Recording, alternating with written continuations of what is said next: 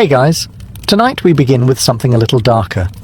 A time of plagues, punishments, and pottage. We're diving into what life was really like during the Middle Ages. Forget the castles and chivalry Hollywood sold you. The truth? You probably wouldn't last a single day. So before you get comfortable, take a moment to like the video and subscribe, but only if you genuinely enjoy what I do here. And let me know in the comments where you're tuning in from and what time it is for you. It's always fascinating to see who's joining us from around the world. Now, dim the lights, maybe turn on a fan for that soft background hum, and let's ease into tonight's journey together. Congratulations, you've just woken up in the year 1325. The good news? You're alive. The bad news? So are the fleas. Your bed is a half-rotted straw mattress stuffed with bugs and hay that smells like a barn floor, because it was a barn floor 3 months ago. There's no memory foam, no pillows, and definitely no Egyptian cotton sheets. Just a wool blanket that hasn't been washed since last winter, and now weighs roughly as much as a small cow from the accumulated grime. You blink awake as the church bell clangs in the distance. It's the medieval version of an alarm clock, only louder and somehow even less merciful. Your home is a wooden hut with one room, no windows, and a charming open-concept floor plan where your family, livestock and domestic insects all share the same space. The smell? Oh, it's a fragrant symphony. A subtle blend of stale beer, human sweat, goat, and something you pray isn't mold, but know in your soul probably is. Scented candles haven't been invented, and even if they were, they'd just melt on your dirt floor. You try to stretch, but immediately regret it, because the air is freezing and your joints ache. You're 22 years old, which in medieval terms is roughly middle-aged. Your spine creaks like an old wooden door, and your knees sound like a bag of rocks being shaken by a confused peasant. Getting out of bed is a gamble. The floor is either wet from last night's rain, which leaks through the thatched roof, or crusty from something your neighbour's chicken did. Either way, your bare feet are now part of the ecosystem. Oh, and privacy. What's that? Your entire family, and maybe a random cousin who just never left, are waking up beside you. There's no bedroom, no curtains, no me time. Just communal everything. Welcome to morning in medieval Europe, where you're never truly alone, because parasites, rodents, and 8 other people are always with you. And this is just how your day starts. It only gets worse from here. So, you've managed to crawl out of your medieval haystack of horrors. Congrats. Now nature calls. And it's not calling politely. It's screaming. Here's the part where you start missing the modern bathroom. There's no toilet, no seat, no toilet paper, no flush, not even a mildly resentful plunger in the corner. In the 14th century, relieving yourself is an adventure, a social experiment, and often a small public event. If you're a peasant, your bathroom is likely a wooden bucket behind the house, which is already full because Uncle Wolfstan had a rough night after eating bad turnips. The smell is biblical. You hold your breath, do your business, and then, here's the kicker, toss it into the street. Yes, the street. You're supposed to shout something like "Gardez-loo" before dumping it out the window. That's Old French for "watch out below," although frankly no one ever moves fast enough. Streets in medieval towns are open sewers, a charming river of human waste, animal droppings and mystery liquids you'd rather not examine. If you're lucky enough to live in a town with public latrines, congratulations. You get to sit shoulder to shoulder with strangers in an outhouse where privacy is a myth and ventilation is a cruel joke. You might make small talk, but try not to breathe too deeply. Toilet paper? Never heard of it. Most people wipe with straw, leaves, rags, moss, or, if they're feeling especially indulgent, a scrap of wool. Sometimes, nothing at all. Which might explain why handshakes weren't popular yet. And if you're in a castle, surely it's better, right? Well, sort of. You might have a garderobe, a hole in the wall that drops your waist directly into the moat. Great idea. Except that your enemies know this, and yes, attackers sometimes climbed in through the waist chute, Talk about entering through the back door. So whether you're a farmer or a baron, medieval toileting is a humiliation ritual. It's cold, it's public, it's dangerous, and it's never not disgusting. One slip on a wet stone path, and you're face first in humanity's leftovers, and you still haven't brushed your teeth. But we'll get to that next. You survived the toilet. You deserve a reward, right? Maybe a nice breakfast? Something warm, delicious, comforting? Sorry, this is medieval Europe. Nothing is comforting here. Breakfast, if you can call it that, is a grim affair. There are no eggs Benedict, no coffee machines sputtering awake, and certainly no avocado toast. You sit down, or squat near the fire, to a wooden bowl of something that looks like it was scraped off a muddy boot. Welcome to your daily ration of pottage. Pottage is a thick, gloopy stew made of whatever you can find. Grains, root vegetables, maybe a few beans if you're lucky. It's been simmering in the same pot for days, sometimes weeks, and new ingredients are just dumped on top of the old ones. It's less of a recipe and more of an ongoing edible experiment. On the side, a hunk of bread so hard it could deflect arrows.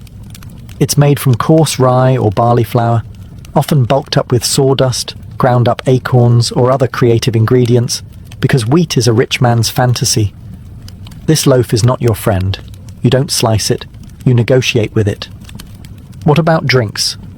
You're not sipping orange juice or an oat milk latte. You're drinking beer. Yes, beer. At 6 a.m. Why? Because the water is teeming with parasites and filth. So you start your day with weak ale, low alcohol, high survivability. Kids drink it too. No one's happy about it, but at least it won't kill you. Immediately. Want some meat or cheese? Dream on.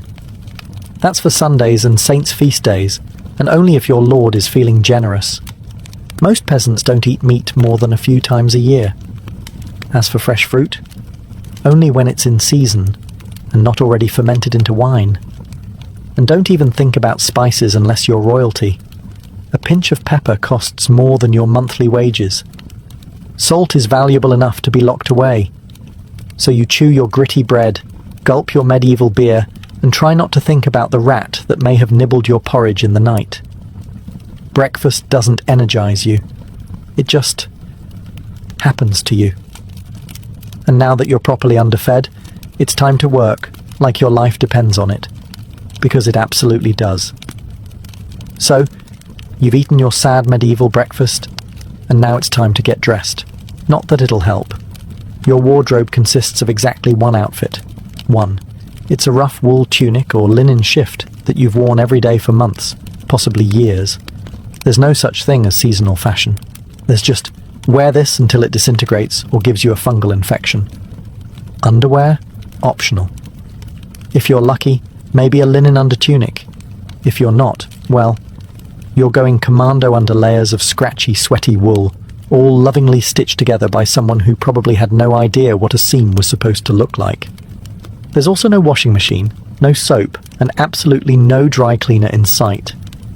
So your clothes are stained, stiff, and scented, like a compost pile that's been left to marinate in a pigsty. Even if you wanted to wash them, it's not easy.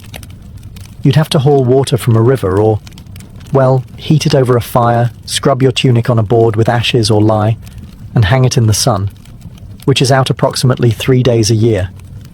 And don't get me started on shoes.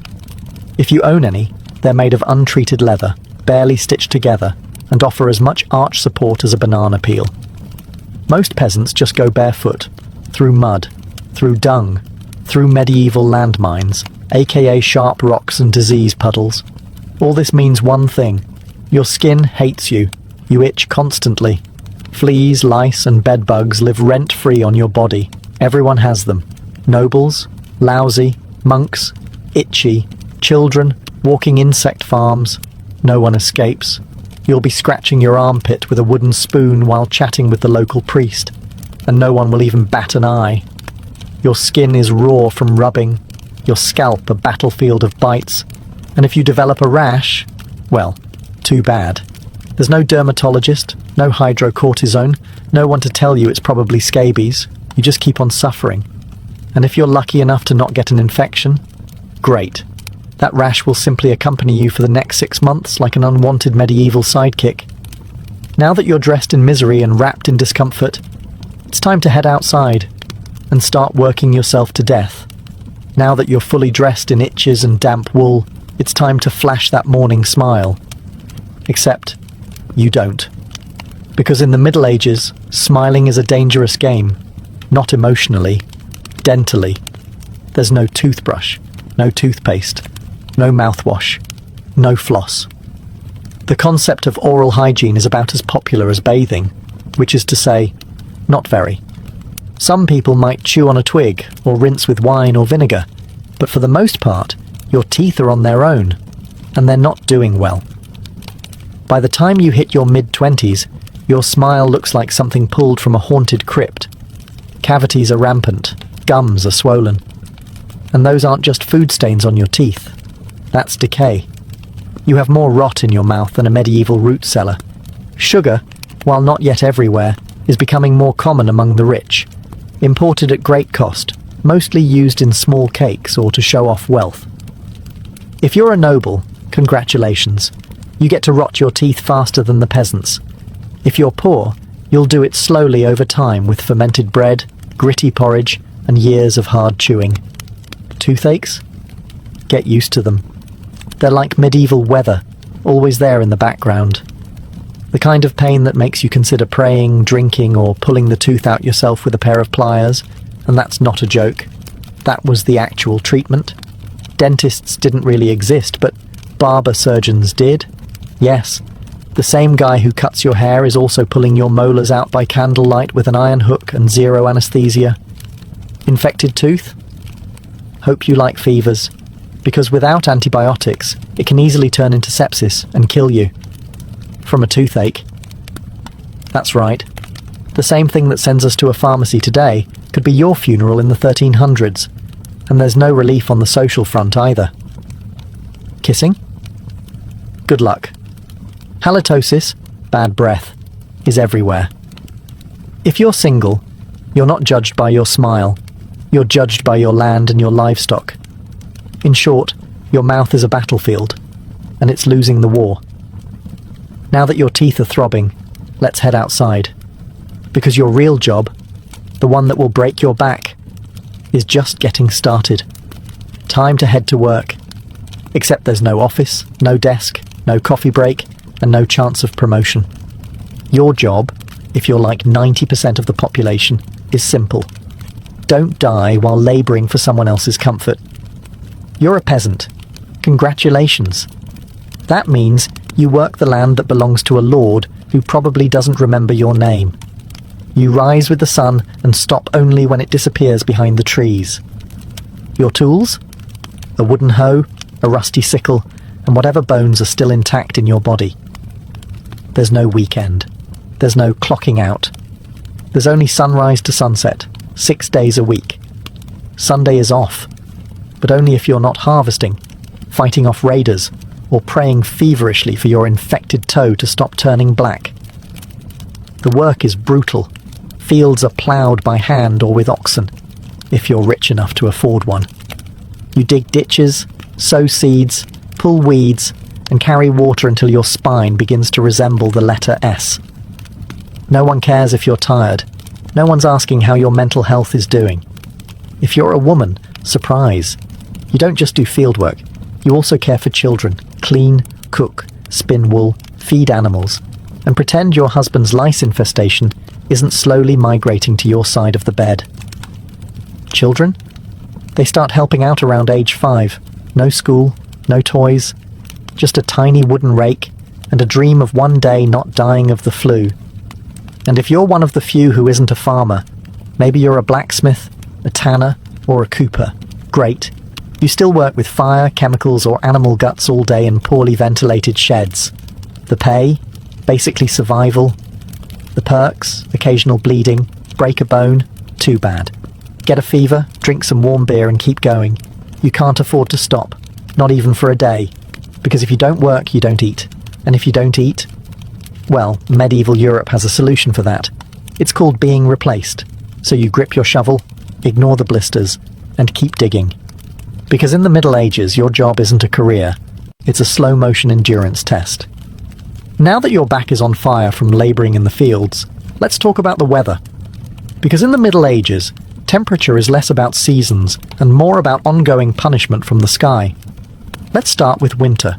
There's no insulation, no central heating, and no weatherproofing. Just wooden walls with gaps you could throw a chicken through. Your windows? Covered with cloth, not glass. The fire in the hearth? Nice in theory, but you don't have enough firewood to keep it going because wood is expensive, and gathering it from the forest is sometimes illegal. Yes, you can be executed for picking up the wrong stick from the wrong forest. You bundle up in your one damp wool tunic, huddle near the dying embers, and still wake up with your nose frozen.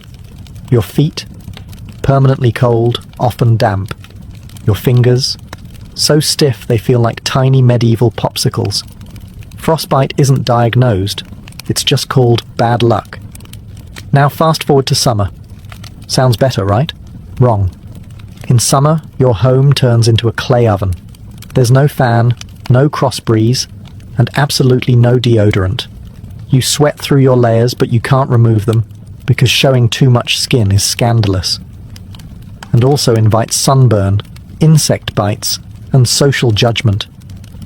The flies are out in full force, attracted to your unwashed body, and the smell of last week's goat stew that's still fermenting in the corner. Mosquitoes buzz by your ear while you sleep, assuming you can sleep through the sound of your neighbours yelling and babies crying. In the fields, the sun bakes you. No sunblock, no hat, unless you've fashioned one out of straw like a desperate scarecrow. And the worst part, you still have to work. Heatstroke is just called taking a bad turn, so you're either shivering in your own hovel, wondering if your toes will make it to spring, or you're sweating through your only pair of socks while your thighs chafe into oblivion. And the one thing that never changes, no matter the season, your clothes still itch, your food is still terrible, and your next job, still waiting. Welcome to climate control, medieval style. There is none. Feeling thirsty? Need to freshen up? Want to splash a little water on your face to wake up from this damp fever dream of a life? Too bad. In medieval times, water isn't your friend. It's trying to murder you quietly. Let's start with drinking. The nearby stream looks fresh, bubbling and clear, like something out of a fantasy movie.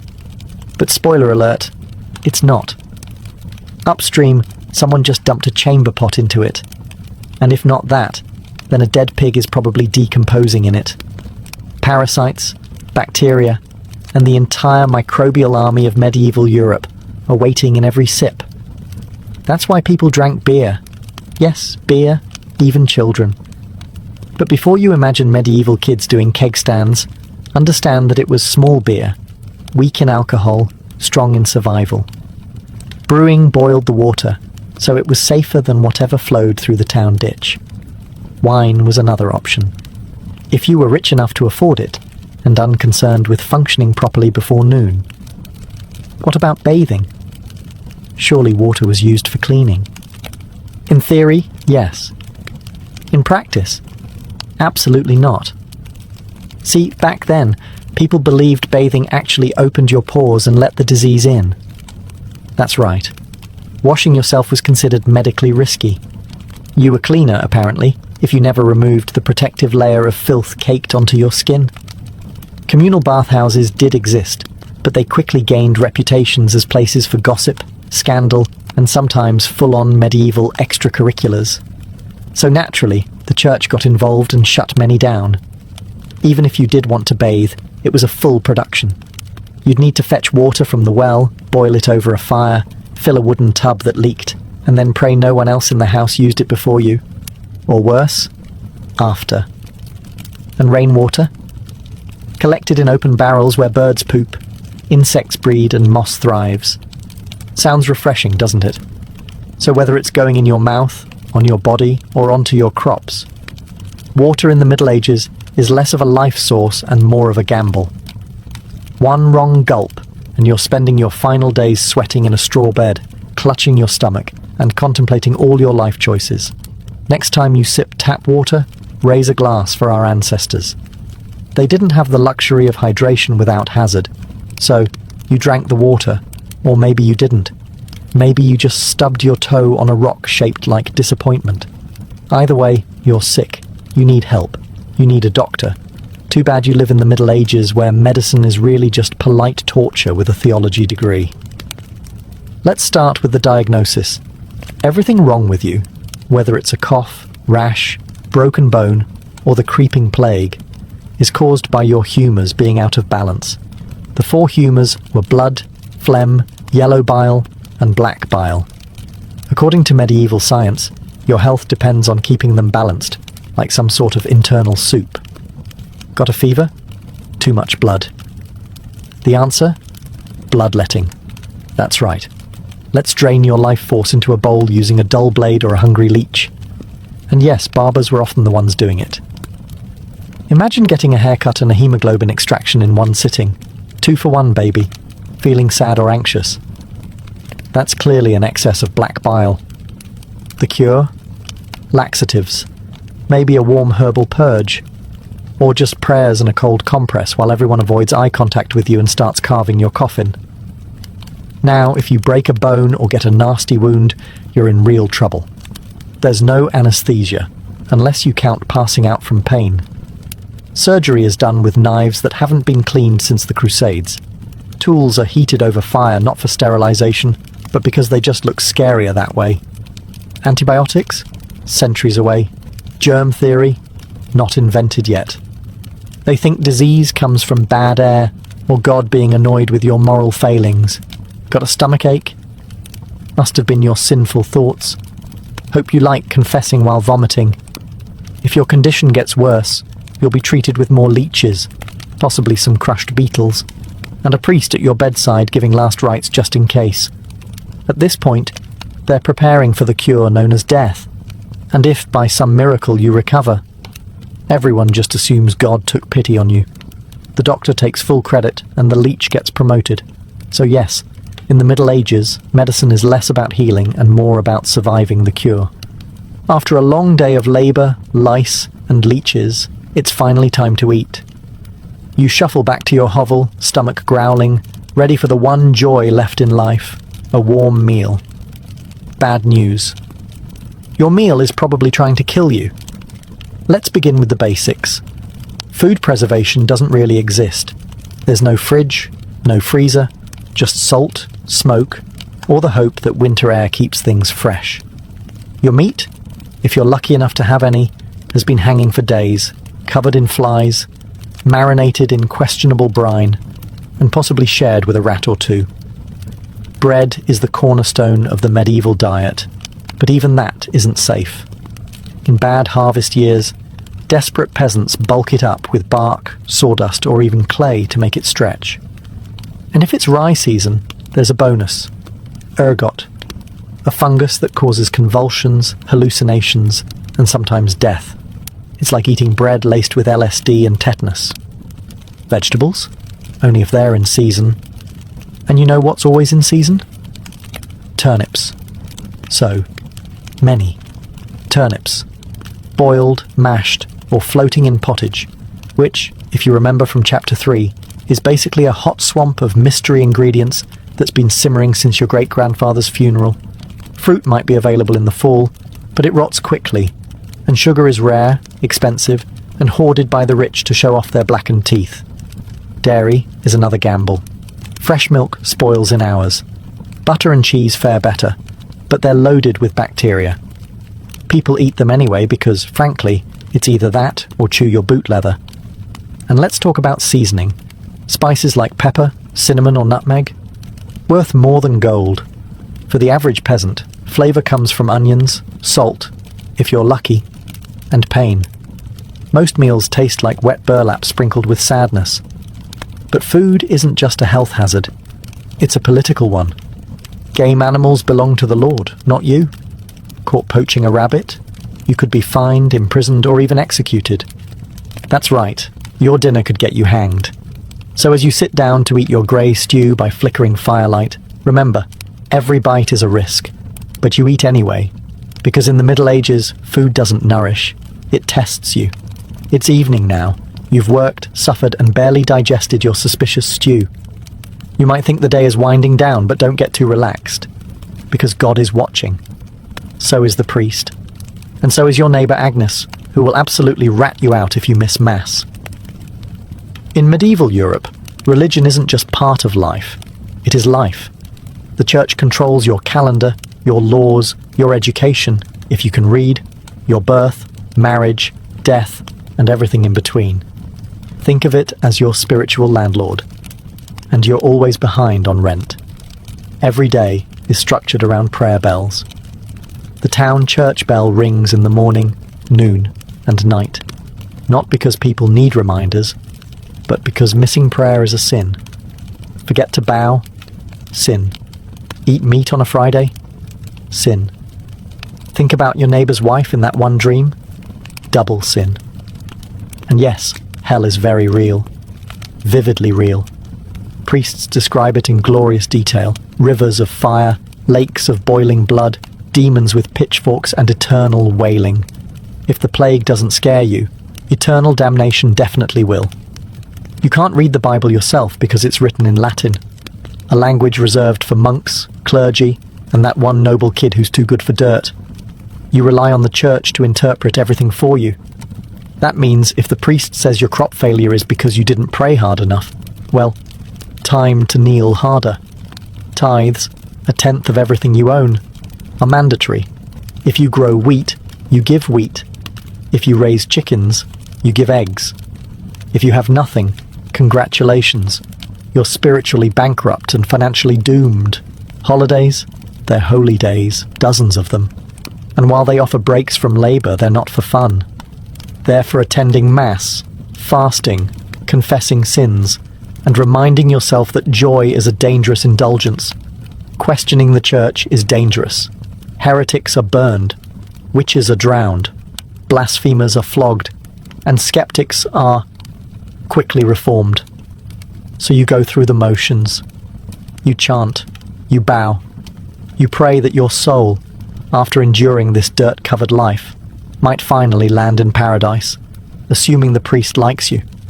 Because in the Middle Ages, God may be merciful. But the church? Not so much. If you thought being a medieval peasant was rough, try doing it as a woman. All the filth, famine, and fear, plus childbirth, subservience, and social invisibility. In the Middle Ages, being a woman is like being on hard mode, with no health potions and no restart button. From birth, a girl's life path is pretty much locked in. Marry young, bear children, serve your husband, die tired. Education? Not likely. Unless you're from a noble family and sent to a convent, your intellectual development stops around the time you learn how to churn butter and patch a tunic. Marriage happens early. Really early. It's not weird to be betrothed at 12 and pregnant by 14. It's not about love. It's about land, livestock, and alliances. Your opinion? Not required. Once married, you're basically your husband's property. Your job is to produce heirs, feed everyone, keep the house running, and not complain. Because complaining might get you branded a nag, or worse, a witch. That label comes with a complimentary drowning or burning, depending on local fashion. Childbirth is a death lottery. There's no prenatal care, no sterile tools, no anesthesia. Midwives do their best, but even minor complications can mean death for the mother, the child, or both. Some women survive 10 pregnancies. Many don't survive 2. But don't worry, once the baby is out, your work increases. Now you have a screaming infant in a lice-ridden hut, and you're expected to nurse, cook, clean, and still help in the fields. You don't get a break. You are the break. For everyone else. If you're unmarried, you're suspicious. If you're widowed, vulnerable. If you're outspoken, dangerous.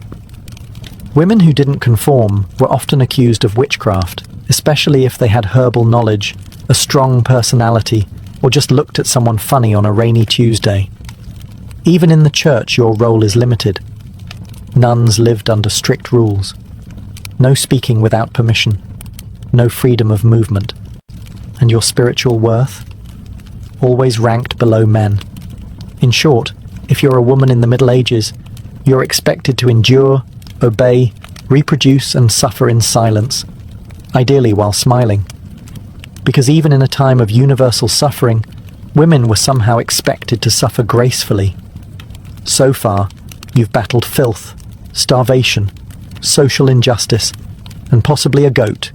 But just when you think your day can't get any worse, here comes violence, loud, bloody, and often completely acceptable by medieval standards.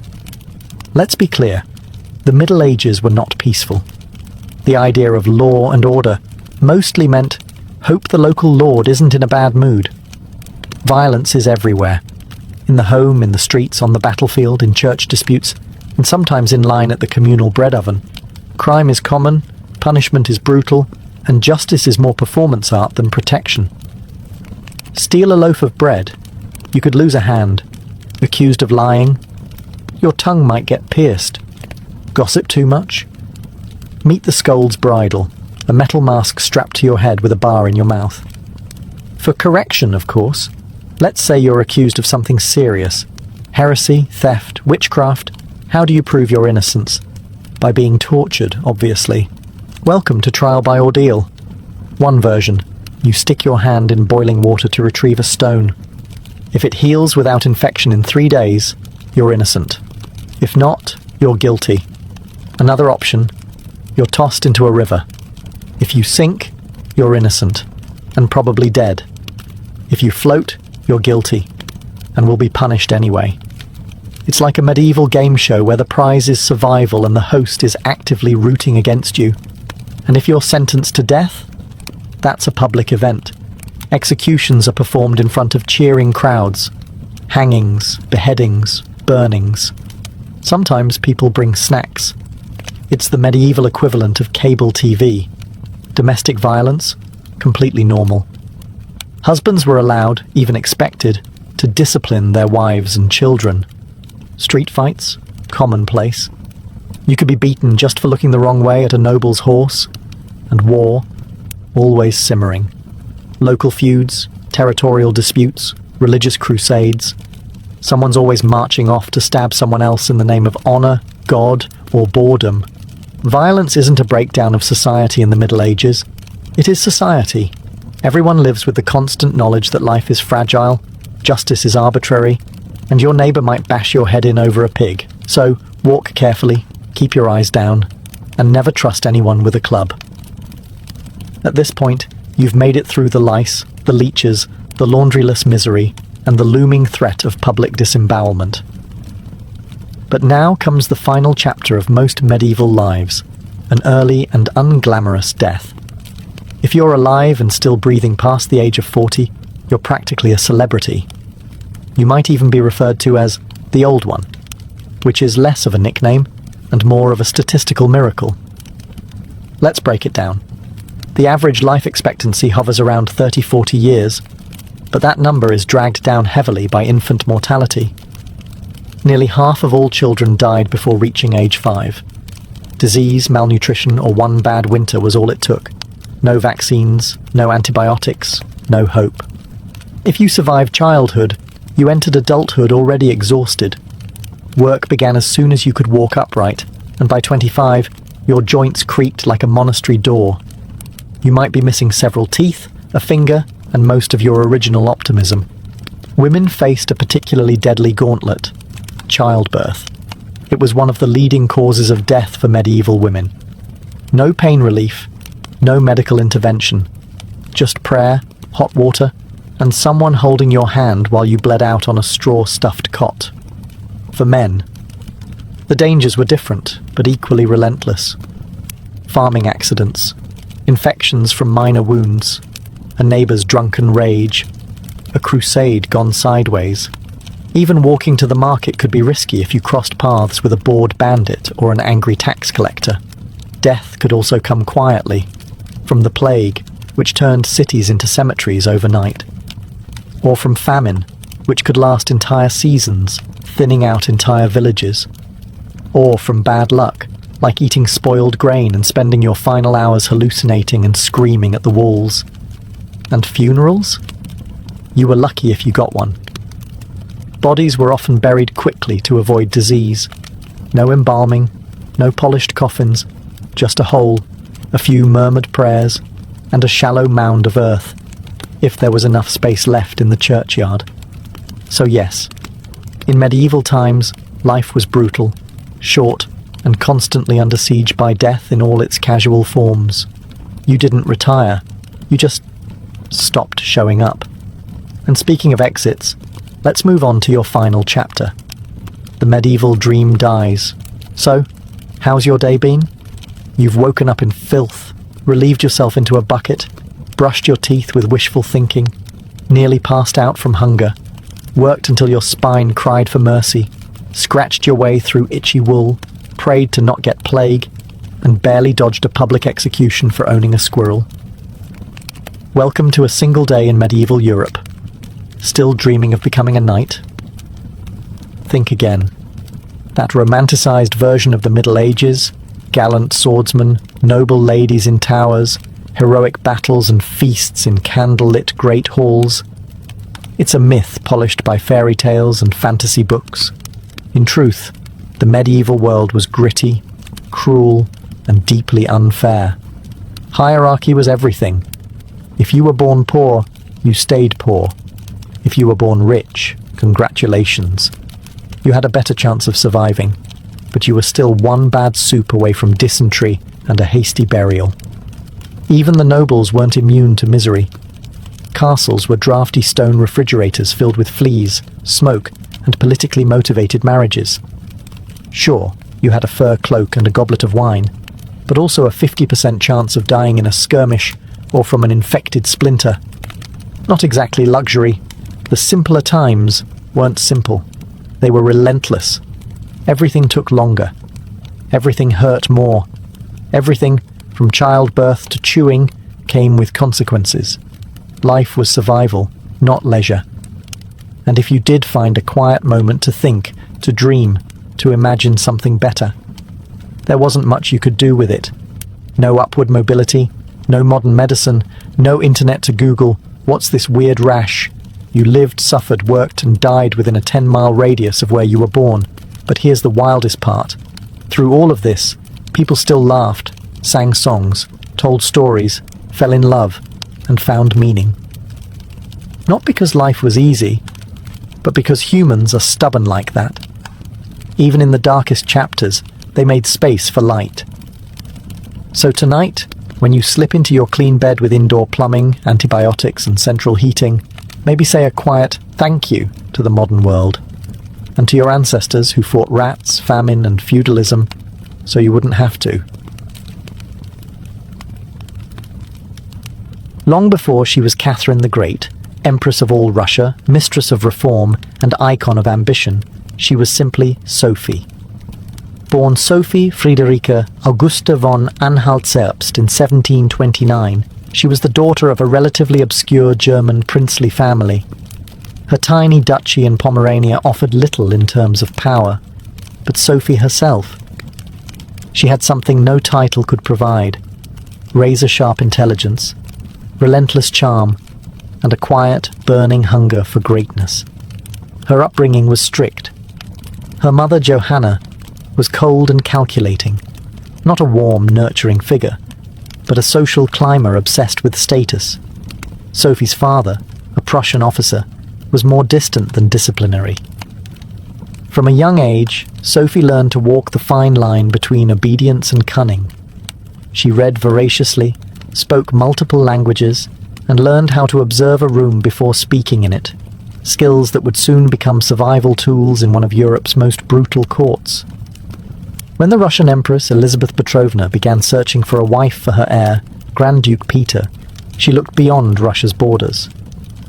Peter himself was of German descent, and Empress Elizabeth believed a foreign bride, pliable and grateful, would be easier to control.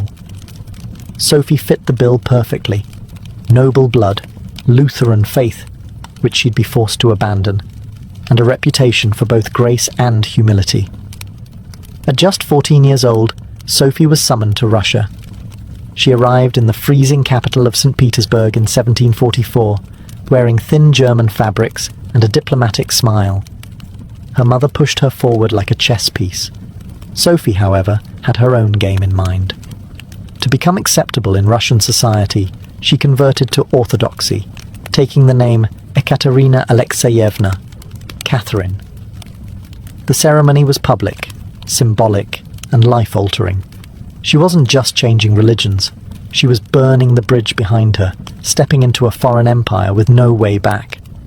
No one watching that quiet teenage girl in a fur-trimmed coat could have predicted what would come next.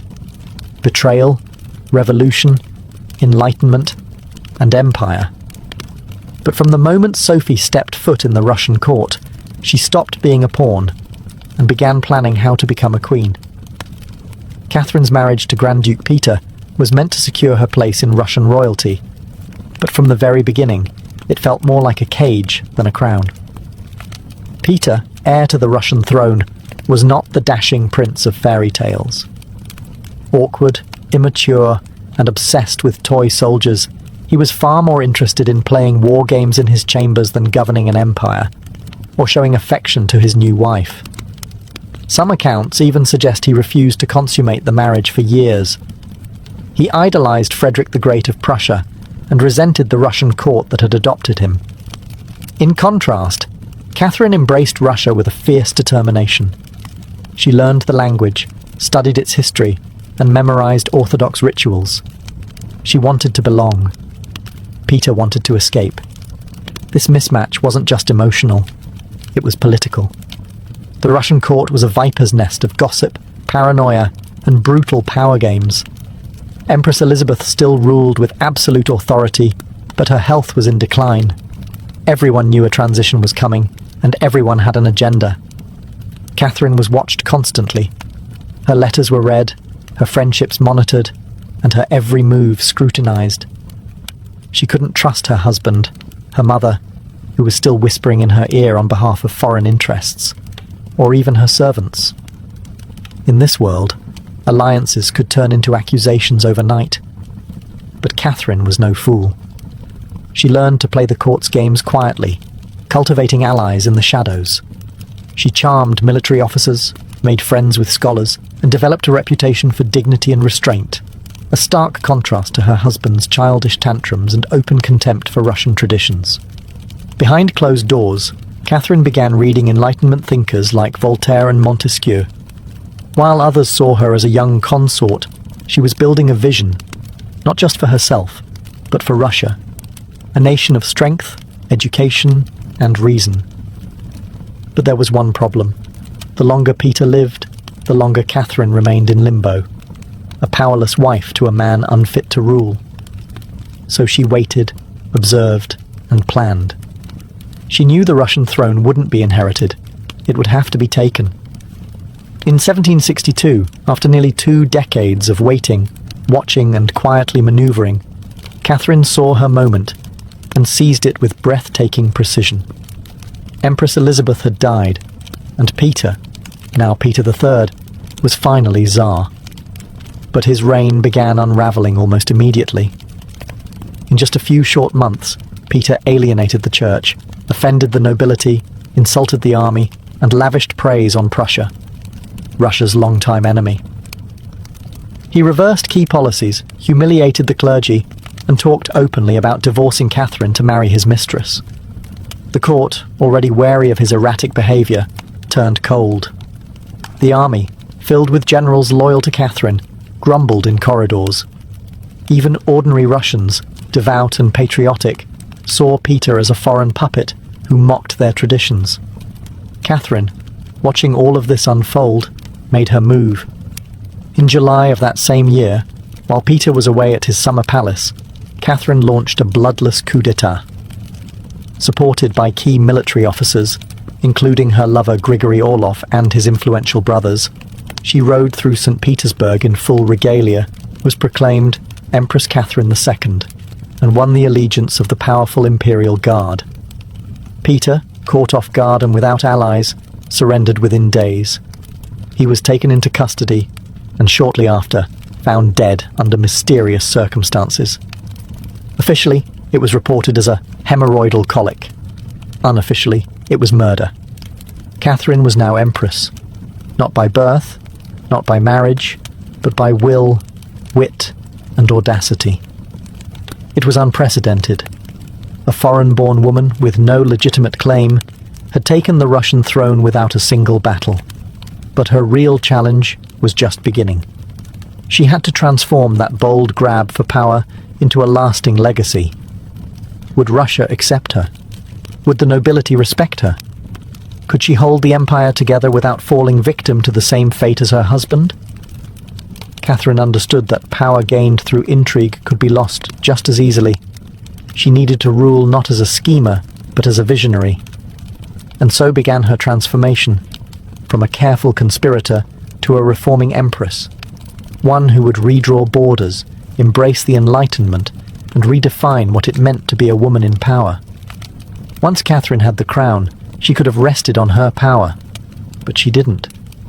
She had something bigger in mind than simply sitting on a throne. She wanted to transform Russia, and not just militarily or politically, but intellectually. While Peter had worshipped Frederick the Great and toy soldiers, Catherine idolized Voltaire, Diderot, and the bold thinkers of the Enlightenment.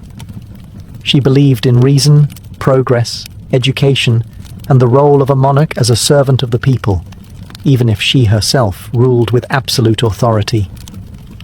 Catherine didn't just read Enlightenment philosophy, she lived it. She corresponded directly with Voltaire for over 15 years, flattering him while defending her autocracy. She invited Diderot to her court and even purchased his entire library to support him financially. Behind closed doors, she pored over legal texts, debated reforms, and crafted policies to modernize the empire. Her early reign was filled with efforts to codify Russian law. She formed the Legislative Commission in 1767, an ambitious project intended to rewrite the entire legal code of Russia. Catherine's own nakaz, or instruction, was a political manifesto in disguise, one that spoke of equality before the law, the dangers of torture, and the responsibility of rulers to serve the common good. For an empress in 18th century Russia, it was radical. But Enlightenment ideals had to survive the realities of Russia, a vast, feudal, deeply conservative land, ruled by nobles who liked their serfs exactly where they were, beneath them. Catherine knew this. While she advocated reform, she moved carefully. She abolished some forms of torture, expanded access to secular education, and built schools and libraries. But she also reaffirmed the nobility's control over their serfs to keep them loyal. This was Catherine's balancing act. A philosopher queen in public, a practical empress in private. She walked a tightrope between ideology and survival, between the shining salons of Paris and the gritty politics of Moscow. Her vision for Russia was bold, but always calculated. In many ways, Catherine wasn't trying to make Russia European. She was trying to make Russia modern, on her terms. And that meant reform, yes, but with an iron hand in a velvet glove. Catherine wasn't content with reforming Russia from within. She wanted to expand it outward, to make it an empire worthy of fear, admiration, and envy. Where Peter the Great had opened a window to the west, Catherine aimed to knock down the walls. Under her leadership, Russia's borders stretched wider than ever before. She waged wars not just to defend her crown, but to reshape the map of Europe. One of her most significant campaigns was against the Ottoman Empire. These wars, fought in waves throughout the 1760s and 1770s, weren't just about territory. They were about influence. Catherine saw herself as the liberator of Orthodox Christians living under Muslim rule and as the rightful protector of Eastern Europe. Under generals like Alexander Suvorov and Grigory Potemkin, Russia captured key regions including Crimea, the northern coast of the Black Sea, and access to warm water ports, something Russian Tsars had coveted for generations. These victories weren't just military, they were symbolic. With each conquest, Catherine sent a message.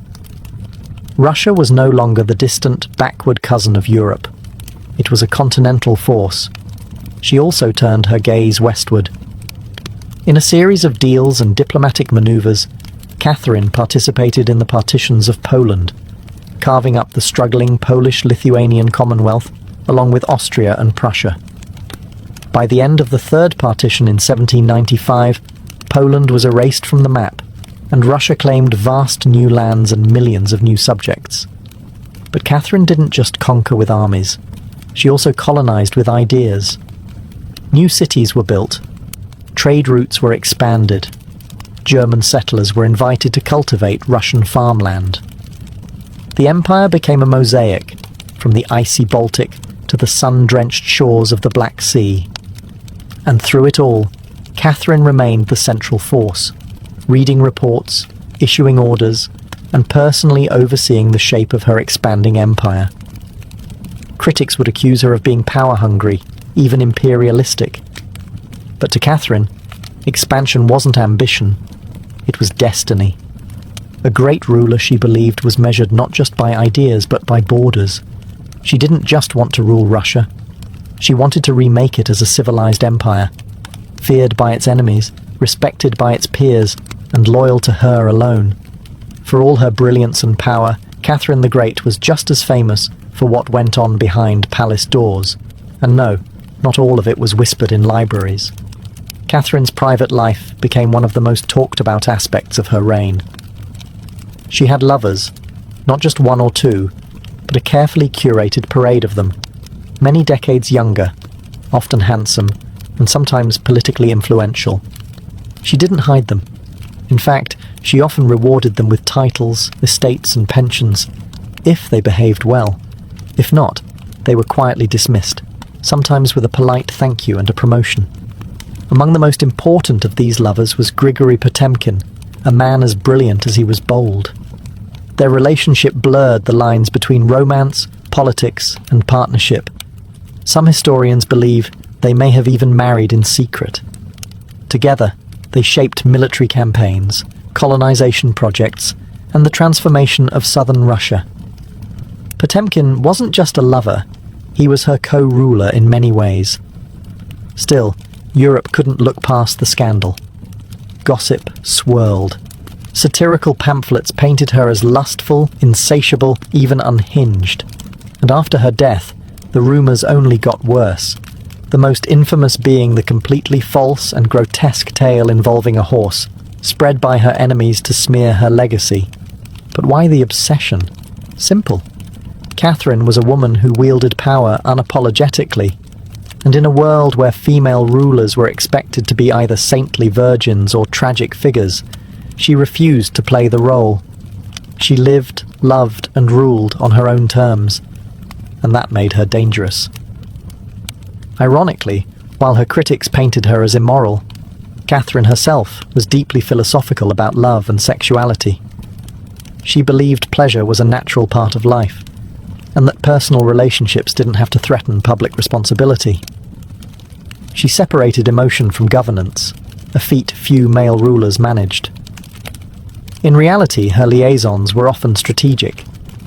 She surrounded herself with men who were loyal, capable, and politically useful. And when they ceased to be, she let them go, usually with a smile and a generous retirement. Catherine's love life didn't weaken her rule. It was part of her strategy, a blend of passion and power that made her unforgettable, envied and feared. For all her charisma and control, Catherine's reign was not without peril. And in 1773, that peril came in the form of a bearded Cossack named Yemelyan Pugachev. He was no ordinary rebel. Pugachev claimed to be none other than Peter III, Catherine's dead husband. According to him, he had survived the coup and now returned to reclaim the throne from the German usurper. It was absurd. Peter was long gone. But to Russia's oppressed and exhausted lower classes, the claim didn't need to be true. It just needed to offer hope. Pugachev promised liberation, an end to serfdom, lower taxes, and land for the common people. His words lit a fire across the Volga River region, especially among Cossacks, peasants, and old believers. In a time when the gap between nobles and serfs had widened brutally, his promises sounded like salvation. The Pugachev Rebellion became the largest peasant uprising in Russian history. Towns were taken, fortresses fell, nobles were slaughtered. For a terrifying moment, it seemed as if the empire itself might fracture. Catherine was shaken. This wasn't a foreign war she could win with cavalry and treaties. This was a revolt from within. Her own people, rising against the system she ruled. But Catherine didn't panic. She acted. She dispatched professional military forces to crush the rebellion, ruthlessly. Pugachev's forces were defeated in 1774. He was captured, displayed in an iron cage, and eventually beheaded in Moscow, a public warning to all who dared follow. Afterward, Catherine doubled down on order and control. Her dreams of liberating the serfs quietly faded into silence. The rebellion had shown her the limits of enlightenment in a country still shackled by feudalism. She now leaned harder on the nobility, who offered loyalty in exchange for absolute control over their serfs. This was a turning point. The empress who once quoted Voltaire now prioritized stability over philosophy. Reform became cautious, surveillance increased. Rebellion, even whispered, was to be stomped out before it had breath.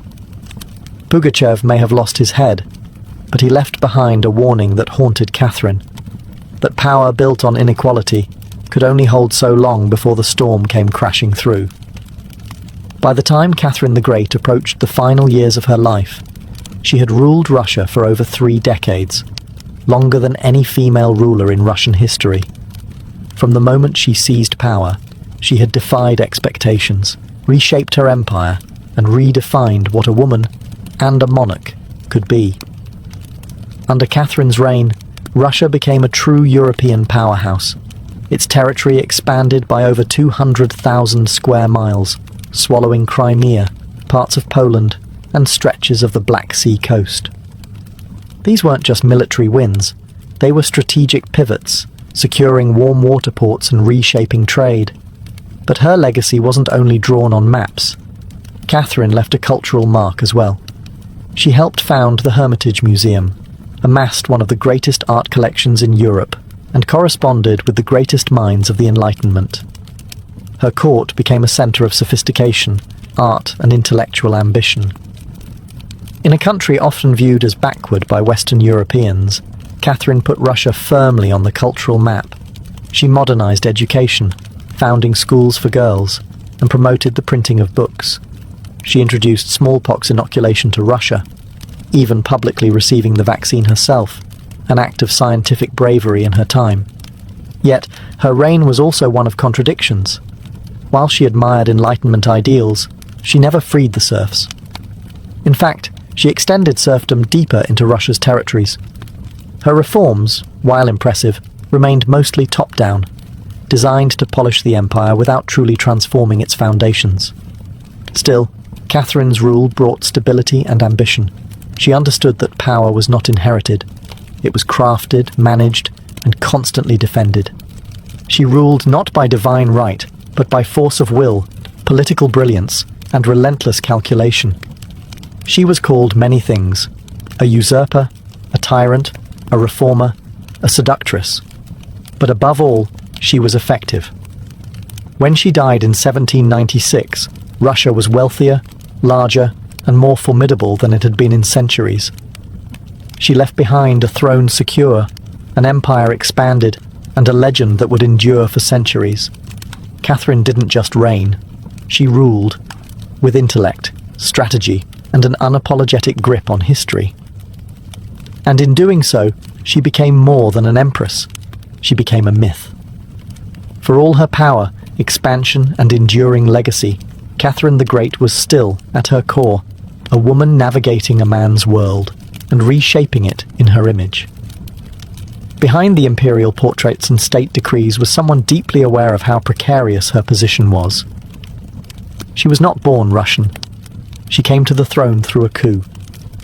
She ruled an empire that didn't want a woman in charge, and yet she not only endured, she thrived. Catherine was never content to be ornamental. She read constantly, wrote endlessly, and never stopped learning. Her daily schedule was intense.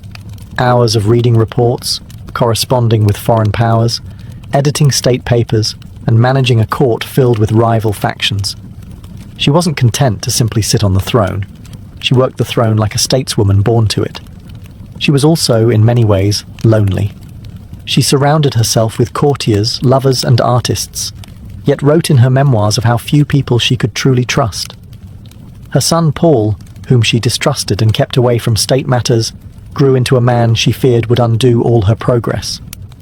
Her greatest emotional partnership, with Grigory Potemkin, faded into deep friendship, but his death in 1791 left a wound that never truly healed. Catherine crafted her image carefully. She understood the power of narrative, and wielded it better than most monarchs of her age. She posed as Mother of Russia, enlightened monarch, warrior empress, and lover of the arts. But beneath those roles was a woman who had endured rejection, betrayal, scandal, and rebellion, and kept going. When she died in 1796, she left behind an empire transformed, but also questions. Could she have done more to end serfdom? Were her Enlightenment ideals compromised by politics? Was she more reformer or ruler? History remembers her by the title she never gave herself, the Great. It wasn't because she was flawless, or kind, or just. It was because she took power and wielded it on her own terms, in a time and place where women weren't supposed to have any. She didn't just wear the crown, she rewrote what it meant to deserve one. In the humid depths of the Chiapas jungle in southern Mexico, the ruins of Palenque whisper stories from the ancient Maya world. Towering temples rise above the canopy, their limestone faces eroded by time, but still brimming with secrets. And in 1994, one of those secrets revealed itself. A team of Mexican archaeologists, led by Fanny Lopez Jimenez, was surveying Temple 3, a relatively modest pyramid next to the more famous Temple of the Inscriptions, the burial site of the mighty king Pakal the Great. Temple 3 wasn't expected to hold much, until they noticed something odd. A sealed, hidden chamber beneath the structure. No looters had touched it. It was pristine. When the archaeologists broke through and lowered themselves inside, they found a stone sarcophagus resting in silence. The air was heavy with the weight of centuries. As they opened the lid, red dust rose like smoke. Brilliant, shocking red. The interior was covered in powdered cinnabar, a toxic mercury sulfide used ceremonially by the Maya. And lying within that crimson cloud was the skeleton of a woman. She had been buried with care and reverence. Her bones were fragile but intact, her skull still wearing a jade mask, and her body surrounded by funerary offerings. Necklaces, diadems, ear spools, all crafted from jade and shell. Everything about the burial screamed royalty. Yet no name was inscribed, no glyphs identified her. It was one of the richest female burials ever found in Mesoamerica. And yet, it was a total enigma. Why was she buried in red powder? Who was she? Was she a queen, a priestess, or perhaps even Pakal's wife? The researchers called her the Red Queen, and the name stuck. But even with modern forensics, they couldn't say for sure who she was, only that she had lived around the 7th century, during the golden age of Palenque. Unlike most Maya tombs, hers had been hidden, untouched, and purposefully isolated.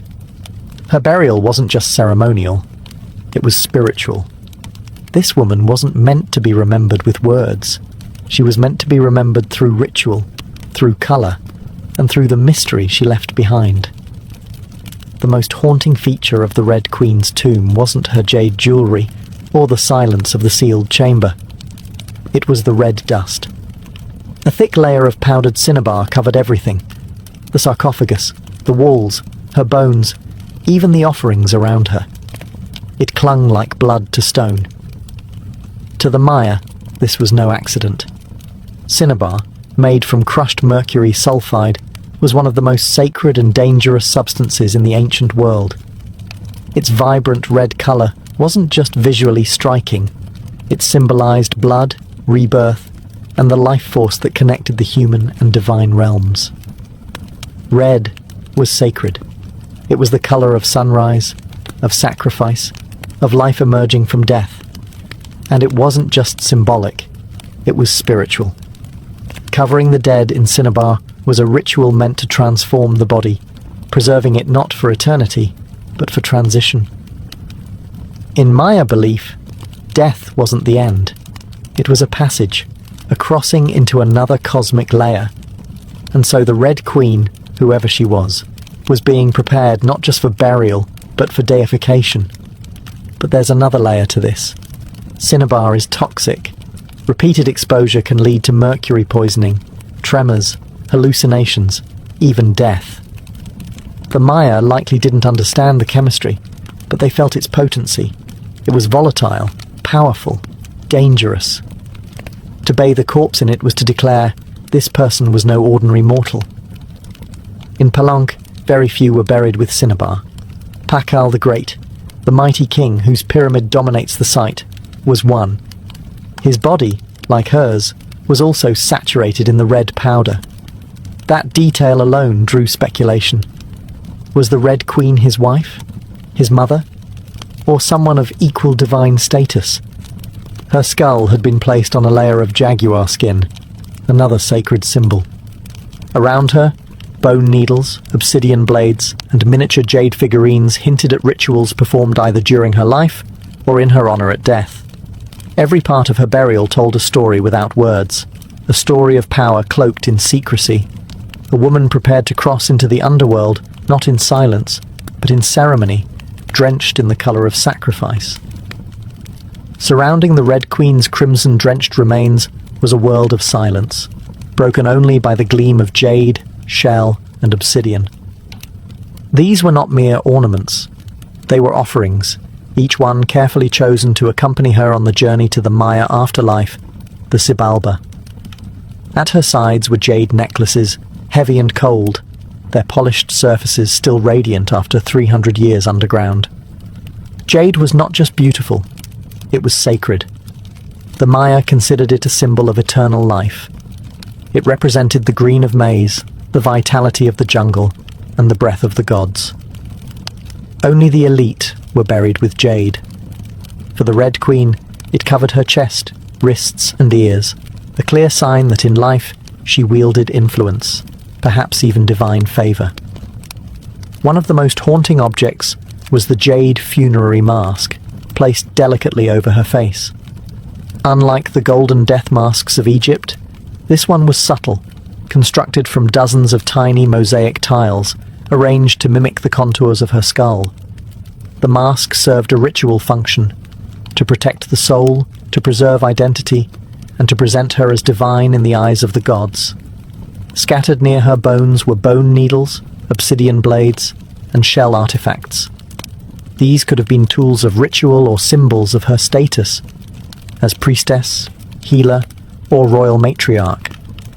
One bone pin was engraved, faint but purposeful, a small echo of her voice lost to time. At her feet and along the edges of the tomb were ceramic vessels, still sealed, likely once filled with offerings. Food, drink, or incense to sustain her spirit beyond death. The Maya believed the afterlife was a journey, dangerous, layered, filled with challenges. These items weren't luxuries, they were necessities. To modernize, the tomb feels intimate, not overloaded, but intentional. There was no gold, no chariots, no pomp, just items chosen with spiritual weight. It was a map for the soul. Through these treasures, we glimpse how the Maya understood death, not as finality, but as a transition of power. The Red Queen wasn't buried to be forgotten. She was being prepared to ascend. For all the grandeur of her tomb, the Red Queen left behind one haunting void. No name. No inscriptions adorned her sarcophagus. No glyphs on the walls identified her. She was clearly someone powerful. But who? From the moment her tomb was opened, scholars began trying to connect the dots. The most compelling theory? That the Red Queen was Tsakbu Ajao, the wife of Kinich Janab Pakal, known today as Pakal the Great, the most famous ruler of Palank. Zakbu Ajau was more than just Pakal's consort. She was born into nobility and married into Palank's royal dynasty at a young age. She bore at least 3 sons, all of whom held high status, and she played a key ceremonial role during her husband's reign. If anyone could be buried with such honor, it was her. Supporting this theory was the tomb's location, just a few feet away from Pakal's own grand burial in Temple of the Inscriptions. The proximity suggests a deliberate pairing, husband and wife, rulers even in death. And then there's the cinnabar. Only 2 burials in Palank were found with such intense cinnabar coverage, Pakal and the Red Queen. It's unlikely this was coincidence. But here's where the mystery deepens. DNA tests were conducted on both sets of remains in hopes of confirming the connection. But the results? Inconclusive. The woman's bones showed no direct maternal link to Pakal, but that didn't rule out a spousal relationship. After all, marriage does not require shared blood.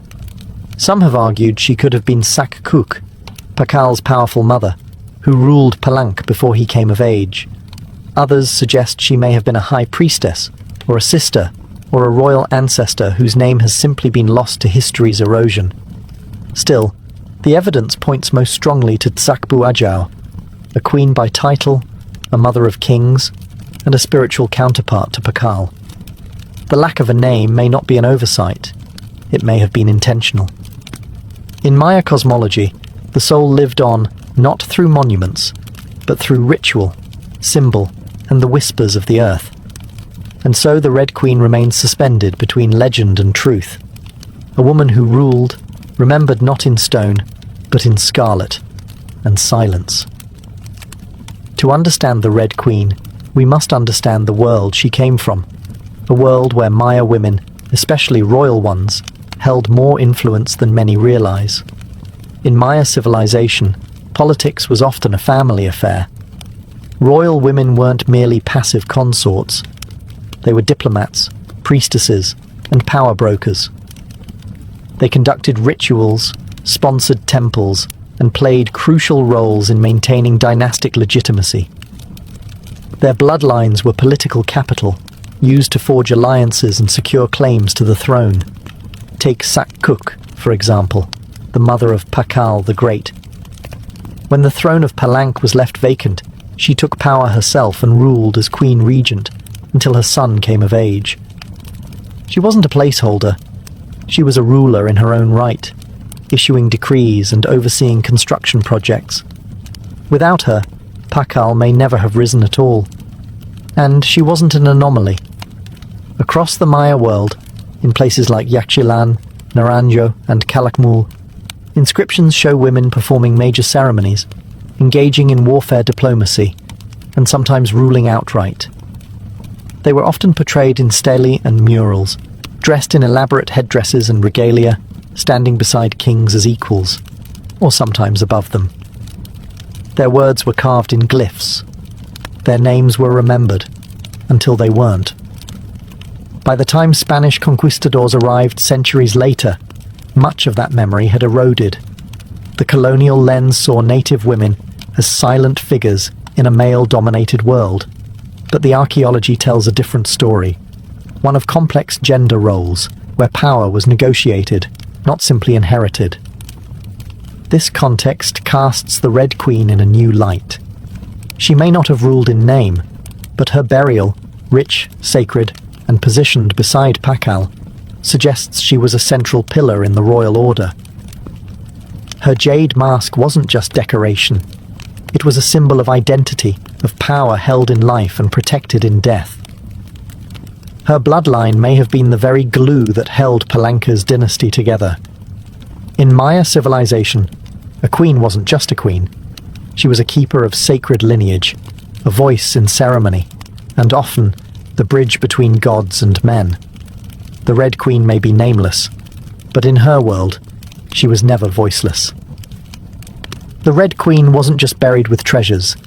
She was buried in architecture rich with purpose, layered with Maya cosmology, ritual symbolism, and intentional design. Her tomb wasn't merely a grave, it was a gateway to eternity. Her body was discovered inside Temple Third, one of the smaller pyramids within the heart of Palenque, yet its proximity to Temple of the Inscriptions, the resting place of Pakal the Great, is telling. These temples weren't built randomly. Their positioning was sacred, guided by astrology, myth, and dynastic legacy. Temple the Third rises modestly compared to its grand neighbor, but it hides something even more intimate.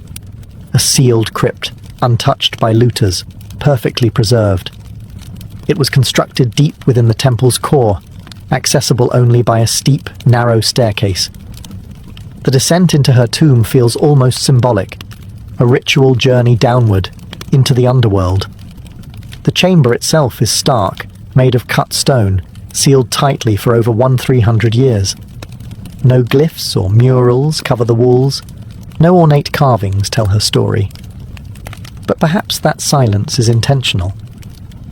This was a space not for the living to interpret, but for the dead to transform.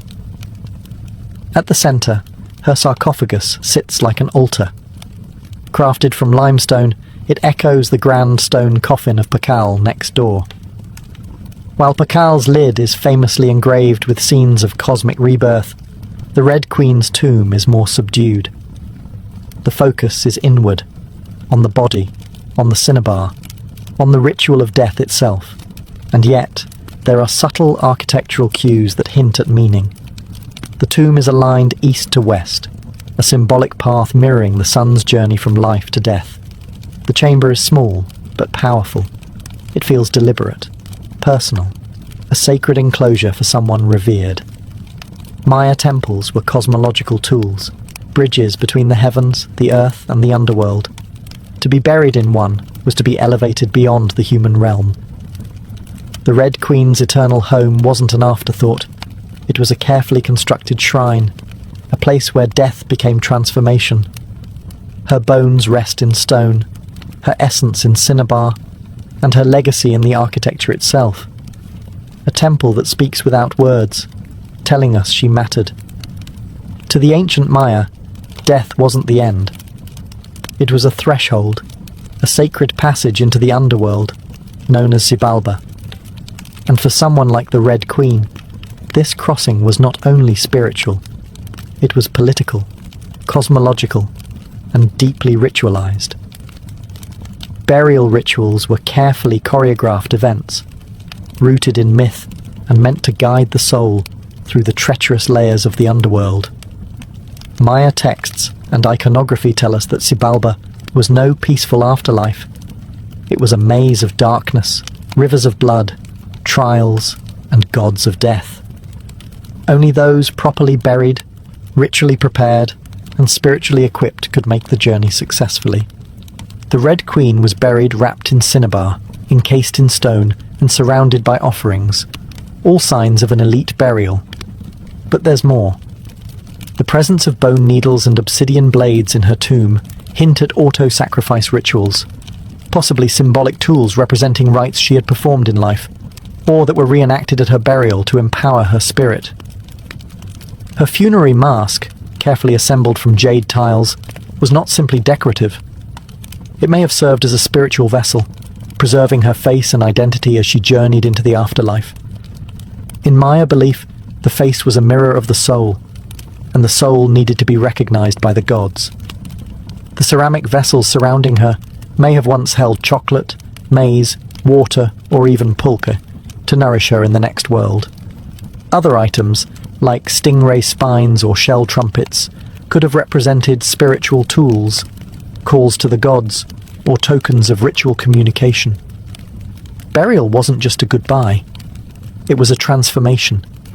The Maya believed in cycles, death as seed, burial as planting, and the afterlife as rebirth. Kings and queens were often seen as earthly incarnations of gods, and in death they returned to those divine origins. The Red Queen, covered in the colour of blood, entombed in a pyramid and honoured with offerings, was being prepared for rebirth, not as a mortal, but as a being tied to the sacred order of the cosmos. Her burial wasn't the end of her story. It was the beginning of her legend. Just a few steps away from the Red Queen's final resting place lies one of the most iconic tombs in Mesoamerica, that of Kinich Janab Pakal, known simply as Pakal the Great. His burial inside the Grand Temple of the Inscriptions is celebrated for its artistry, scale, and deeply spiritual symbolism. But what makes the Red Queen's tomb so extraordinary is not only what was inside, it's where it was found. Her sarcophagus was hidden within Temple 3, directly adjacent to Pakal's monument. In a city like Palanque, where every temple was carefully positioned to reflect cosmic principles, this closeness was no coincidence. It was intentional, a statement etched in stone. Many scholars believe the Red Queen was Tzakbu Ajao, Pakal's queen and trusted consort. While her tomb lacks inscriptions, the similarities between their burials are striking. Both wrapped in cinnabar, both entombed in pyramids, both buried with jade, and both treated with extreme reverence.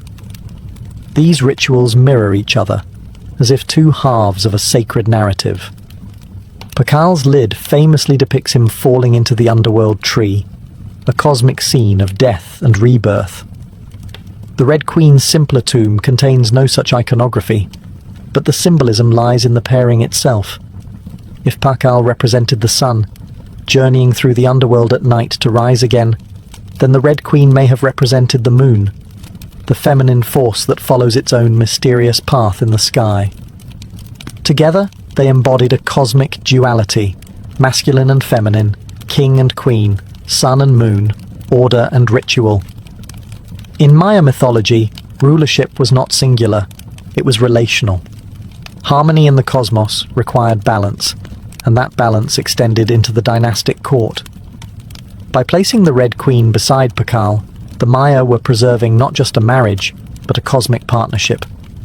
Their proximity in death may have mirrored their roles in life, a queen not behind, but beside her king, sharing not just a throne, but a legacy. In their tombs, they speak without words. Two souls, wrapped in cinnabar and stone, joined across eternity, one of history's most sacred silences. Though her name was lost to time, the Red Queen of Palanque endures, not as a forgotten relic, but as one of the most enigmatic and powerful women of the ancient world. Her tomb, sealed for over 1,300 years, now whispers across centuries, inviting questions that echo louder with every discovery. She represents a mystery that still resists full understanding. We may never know exactly who she was. No glyph carved her name. No stela told her story. And yet, the care in her burial, the richness of her offerings, the symbolism of her crimson-drenched bones, all speak of a woman profoundly important. Not merely as a wife or consort, but as someone who held real influence, spiritual weight, and royal blood. Today, the Red Queen forces us to re-evaluate assumptions. She's a reminder that in the ancient Maya world, women were not silent. They led rituals, governed cities, and shaped dynasties. While kings like Pakal have long taken the spotlight, the Red Queen's re-emergence reminds us that power did not belong to men alone. It flowed through mothers, queens, priestesses, and visionaries. Her legacy is more than the treasures she left behind. It's the conversation she started among archaeologists, historians, artists, and storytellers. Every jade bead, every layer of cinnabar, every architectural choice in Temple Thathid tells us something deliberate. This woman mattered, and perhaps that's the most extraordinary part of her story. Not what we know, but what we still don't. The Red Queen teaches us that history isn't just a collection of facts, it's a living puzzle, a shared human longing to connect with the past. In that sense, her legacy is still unfolding. She lies wrapped in red, the colour of life and sacrifice, of blood and rebirth. Her face, once hidden behind a jade mask, now stares back at us through science, art, and wonder. She remains nameless, but not voiceless. Mysterious, but not forgotten. The Red Queen may have ruled a kingdom in life, but in death, she rules something greater, our imagination. Her tomb was sealed in stone. Her story was written in silence. And still, somehow, she speaks. Frida Kahlo was born on July 6, 1907, in the vibrant district of Coyoacán, then a village on the outskirts of Mexico City. Her childhood home, the Casa Azul, the Blue House, was filled with color, contradiction, and quiet strength. It would later become a sanctuary, a battleground, and a museum to one of the most iconic artists of the 20th century. Frida was the third of 4 daughters born to Guillermo Kahlo, a German-Hungarian photographer, and Matilda Calderón, a devout Catholic of indigenous and Spanish descent. Her parents were opposites: Guillermo, reserved and intellectual; Matilde, religious and emotionally distant.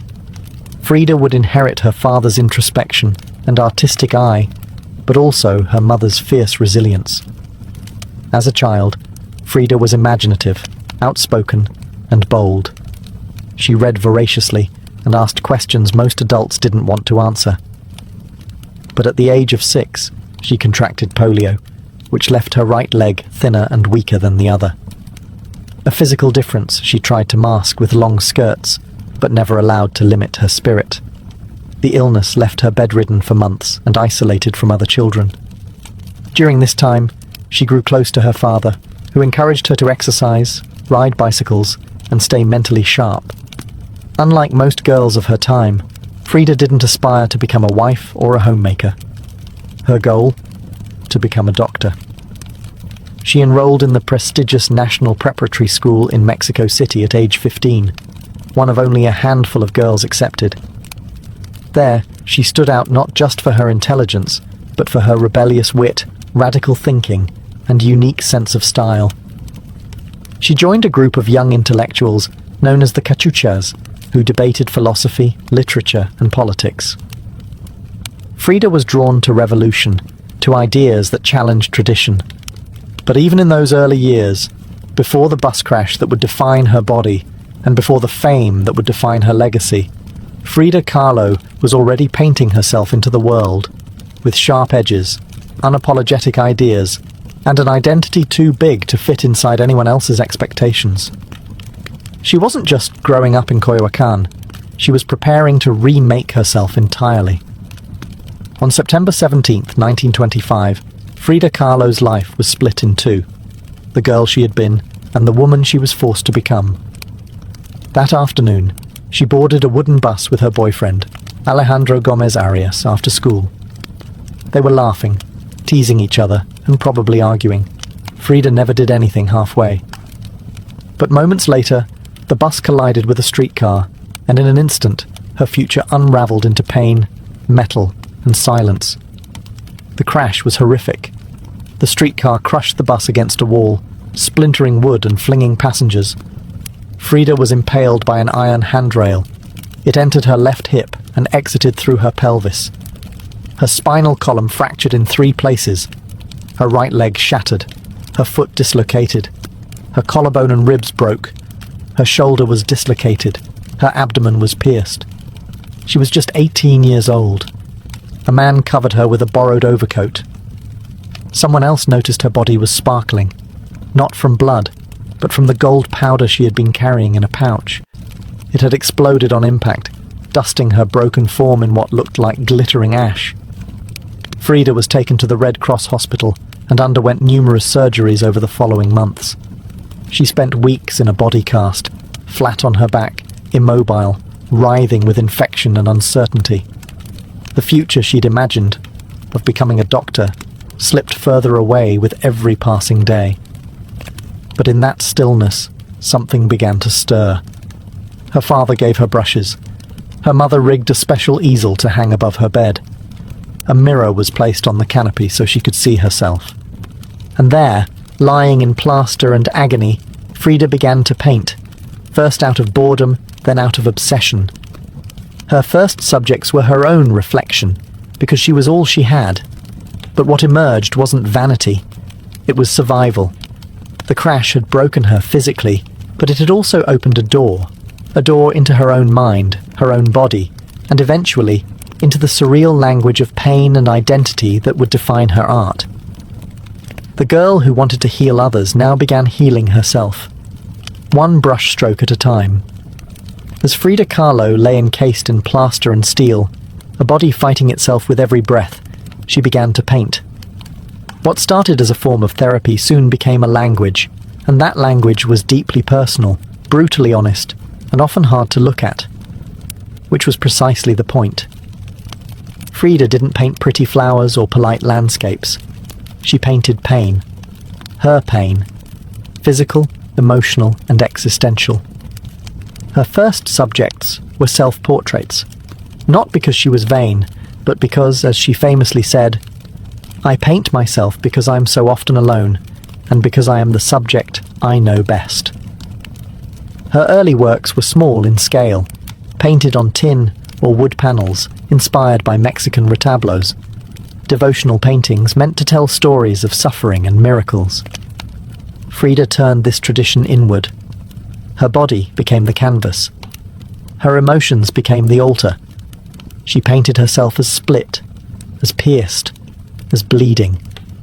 In one painting, she is impaled by nails, like a modern-day martyr. In another, she floats in a barren landscape, tethered to a broken column, a metaphor for her shattered spine.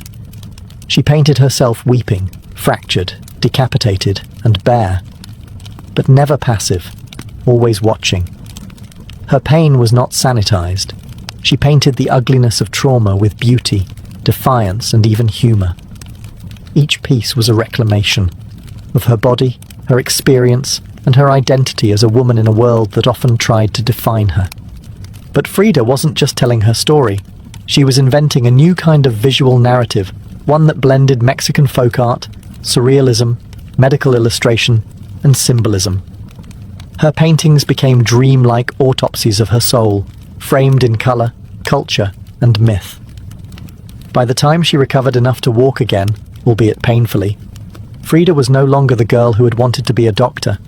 She was an artist, and her art was unlike anything anyone had seen. She had taken the worst thing that had ever happened to her and turned it into a source of creation. Frida Kahlo didn't just paint her pain. She made the world look at it, and in doing so, she turned suffering into a sacred act of self-expression. In 1928, still recovering, still painting, and just 21 years old, Frida Kahlo met the man who would become the most profound and turbulent relationship of her life, Diego Rivera. He was 20 years her senior, already Mexico's most famous painter. Massive in both stature and presence, Rivera was a giant of Mexican muralism, known for his sweeping, politically charged frescoes that told the story of the Mexican people. Frida had seen his work before. She admired it. But now she wanted his opinion of her work. She brought her paintings to him at the Ministry of Education, interrupting his scaffolded work to ask bluntly, "Do I have talent?" Diego took one look and said yes, and not just out of kindness. He recognized in her something rare, an unfiltered voice, raw and unpretentious, full of rage, irony, pain, and beauty. They began a relationship that was as consuming as it was creative. Frida once said, "I suffered 2 accidents in my life. One in which a streetcar knocked me down. The other was Diego." They married in 1929, an odd pairing to outsiders. Diego, massive, unfaithful, politically famous. Frida, sharp-tongued, fiercely independent, already walking with a cane. Her parents called it a marriage between an elephant and a dove. Their bond was passionate, but chaotic. Diego supported her art and encouraged her growth as a painter, but he was also endlessly unfaithful, even with Frida's own sister, Christina. Frida was devastated, and in return, she took lovers of her own, both men and women, including rumored affairs with Leon Trotsky and painter Georgia O'Keeffe. They divorced in 1939, then remarried a year later with different terms. This time, Frida would keep her autonomy, her home, her money, her name. Their second marriage was less about traditional love and more about creative partnership and mutual understanding. Despite the betrayals and the heartbreak, Diego remained a constant force in Frida's life. He challenged her, he wounded her, but he also believed in her, as an artist, as a revolutionary, and as a woman who could redefine what painting could be. Together, they were not peaceful, but they were legendary. In the 1930s, Frida Kahlo followed Diego Rivera on a journey north to San Francisco, Detroit, and New York, as he completed high-profile mural commissions. These years abroad brought her face to face with American industrialism, wealth, and the contradictions of capitalism, and they left her with deep political discomfort. Frida was a proud Mexican nationalist, a committed communist, and an admirer of indigenous traditions. The opulence she witnessed in the United States, especially while the Great Depression ravaged much of the country, only deepened her sense of disillusionment.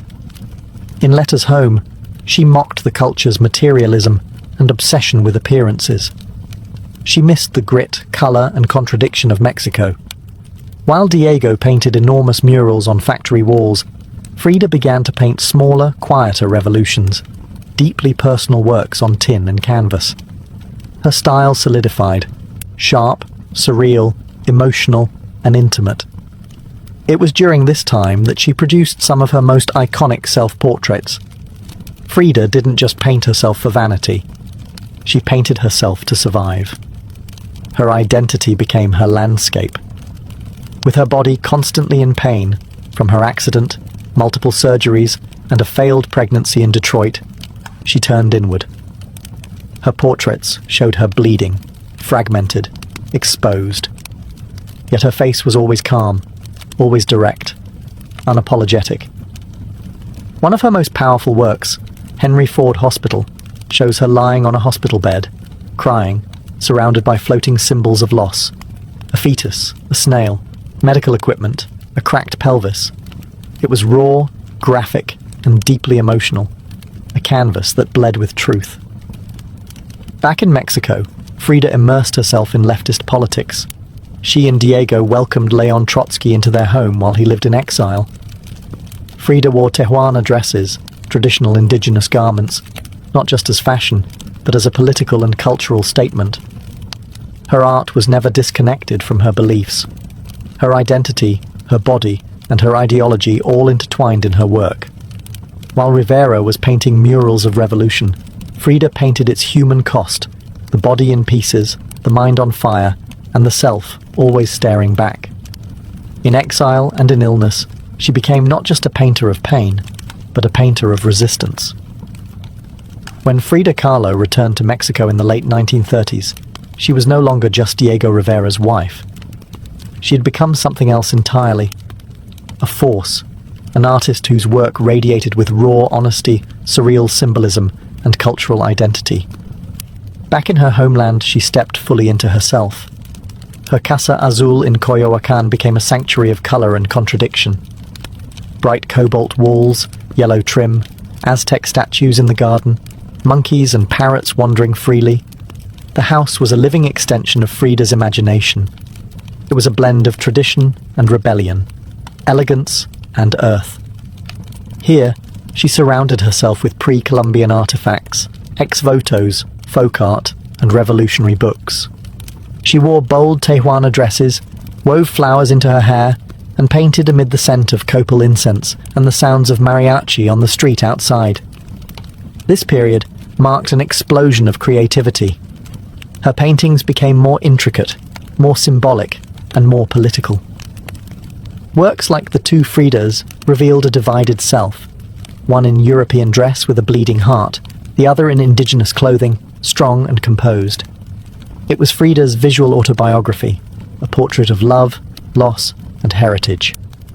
In 1939, she exhibited her work in Paris, where artists like Picasso, Breton, and Kandinsky praised her fiercely original style. But even among the surrealists, Frida stood apart. When André Breton tried to label her as one of their own, she pushed back. "They thought I was a surrealist," she said. "But I wasn't. I never painted dreams. I painted my own reality." She painted Mexico, not the romantic postcard version, but the living, breathing country she adored. Her work pulsed with symbolism: skeletons, hummingbirds, hearts, thorns, corn, and blood. She honored the indigenous roots of her homeland while unmasking the violence of its past and present. But even as her artistic voice grew stronger, her health continued to decline. Multiple surgeries, infections, and chronic pain became daily realities. Still, she painted through it, propped up in bed, torso bound in corsets, fingers clenched around the brush. Frida had returned to Mexico not to rest, but to reclaim her power, through paint, through politics, and through her fearless embrace of the self. As the 1940s wore on, Frida Kahlo's body continued to betray her. Her spine was deteriorating. Her right leg was constantly infected. She underwent more than 30 surgeries in her lifetime, often in grueling succession. At times, she was bedridden for months, encased in body casts or immobilized by traction devices that stretched her bones apart. But still, she painted. Each canvas during these years became both a release and an act of resistance. Her works grew darker, more defiant. She painted with a clarity sharpened by pain, refusing to hide behind metaphor. In The Broken Column, she presents herself split down the middle, her body pierced with nails, a cracked ionic column replacing her spine. Yet her face is stoic, her gaze unflinching. Pain for Frida was no longer just a subject. It was her companion, her antagonist, her muse. Her political voice also grew louder. She joined the Mexican Communist Party, marched in demonstrations, wrote fiery letters, and called out imperialism and injustice. When her health no longer allowed her to walk, she appeared at protests in a wheelchair, defiantly holding signs and shouting slogans. In 1953, Frida was given her first solo exhibition in Mexico, a long overdue celebration of her art.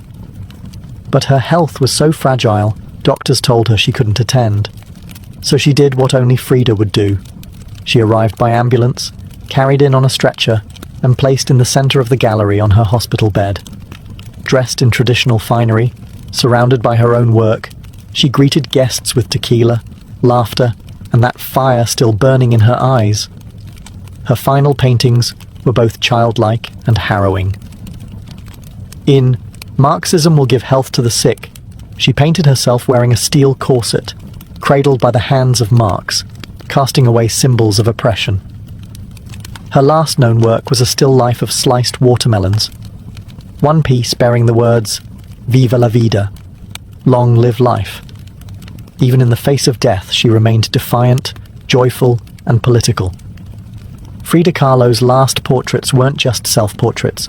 They were acts of revolution, painted in pain, but always signed with life. On July 13, 1954, at the age of 47, Frida Kahlo died in the same place she had been born, La Casa Azul in Coyoacán. The official cause was listed as a pulmonary embolism, but those closest to her whispered of something deeper. She had been ill, yes, but also exhausted. By pain, by surgeries, by the long war with her own body. Just days before, she had attended a political protest against the CIA-led coup in Guatemala. Weak and wheelchair-bound, she insisted on going, her clenched fist raised in the air. Revolution remained her final heartbeat.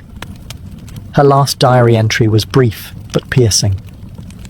"I hope the exit is joyful, and I hope never to return." Frida's funeral was held at the Palacio de Bellas Artes, Mexico's most prestigious cultural institution.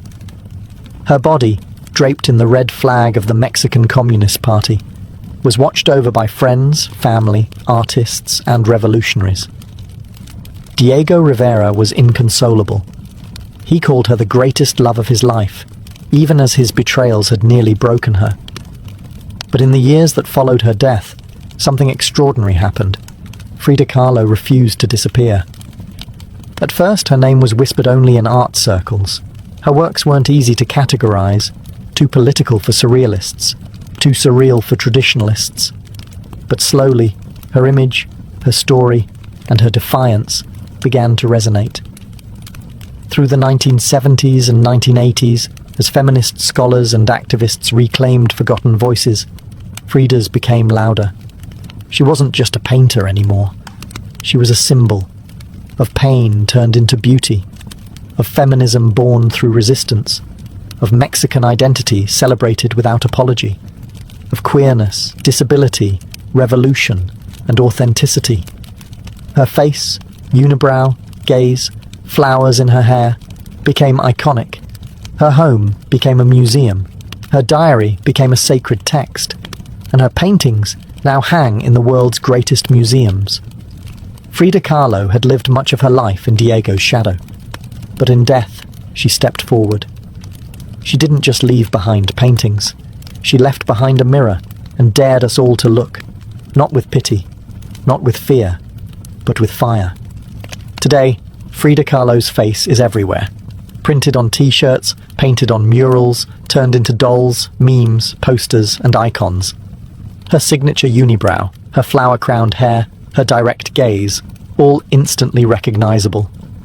But what makes her legacy powerful isn't just that people know her face, it's that they recognize the truth behind it. Frida didn't try to be flawless. She didn't fit into boxes. She wasn't conventional, and she didn't care to be. In a world that demands perfection, she gave us realness. Raw, messy, vibrant, angry, joyful, contradictory realness. She celebrated what made her different: her disability, her queerness, her politics, her culture, and turned it into art that transcended borders and decades. She's become more than an artist. She's a global symbol of defiance, feminism, cultural pride, and creative resistance. For queer communities, she's a fearless bisexual icon who lived openly and unapologetically in a time that demanded silence. For women, she's a reminder that power doesn't require permission. For disabled artists, she's proof that pain can fuel the brush, not stop it. And for Mexico, she's a daughter reclaimed, fierce, folkloric, and forever part of the national soul. Her paintings, once dismissed as too strange or too personal, are now among the most revered in the world. Works like The Two Fridas, Self-Portrait with Thorn Necklace and Hummingbird, and The Broken Column aren't just seen, they're felt deeply by anyone who has ever suffered and needed to turn that suffering into something sacred. She lived in the margins and turned them into center stage. She embraced contradiction. A communist who wore gold, a woman betrayed who loved again, a body in pieces with a soul unbreakable. And through it all, she painted, not just with color, but with conviction. Frida Kahlo never asked to be a symbol. She simply told the truth about herself. And in doing so, told the truth for millions of others who had never seen themselves reflected in art before. Now, when we see her face, we see courage, we see color, we see resistance, we see Frida, not gone, but immortal.